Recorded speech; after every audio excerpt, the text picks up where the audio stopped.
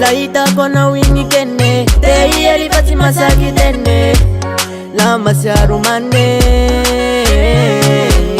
la mahita dengan la saira la mangara masuko te dira uma panaira pasikaruan di sara kisinyal la no bakeninya defan palanga tikisimanara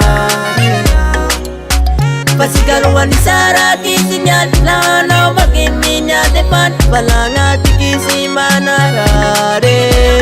pasita punana rumah panaira ka ewam sai komanenge kodelira pasita punana rumah panaira ka ewam sai komanenge kodelira Eke kolwa pasote na mbotia wehi pulia minole ataku sangatia kantara chigaru e fani fali gambalia rangara kamtan kasiti punisia pasofa chiwange dahana wange harare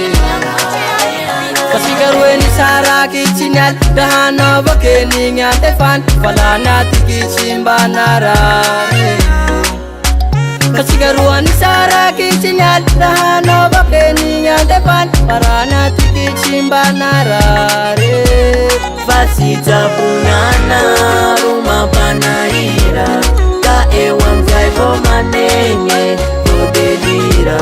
pasita punana rumah panaira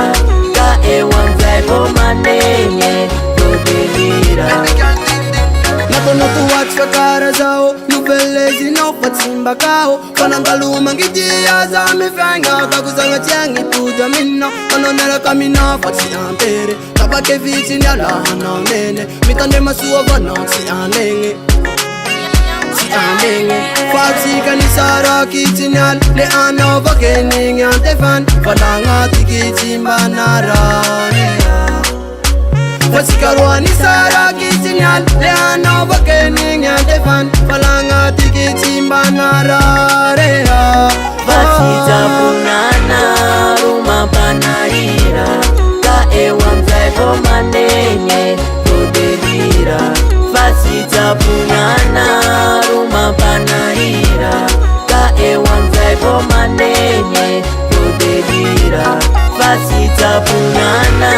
rumah panaira ka ewam